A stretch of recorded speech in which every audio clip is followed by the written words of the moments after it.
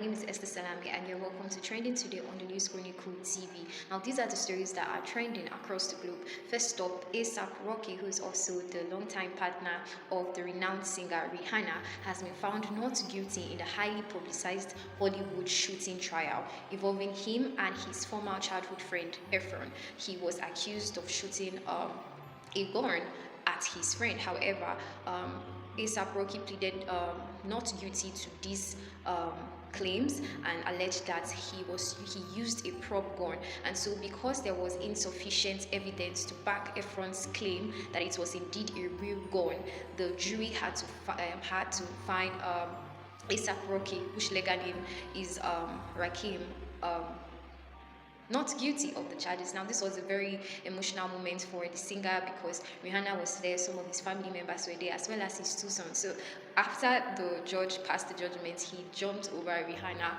and he was trying to fight back tears. Also, moving on in a not so happy note, a Pakistani couple has been detained by the authorities over the death of a 13-year-old child who was their maid. Now, you ask me why? What happened that led to her death? A missing chocolate. This child maid was tortured to her death over a missing chocolate they claimed she stole. And so this has caused a lot of outrage in the country and all over the world. But the thing is, this is just one of the many cases that happen on a daily basis in Pakistan.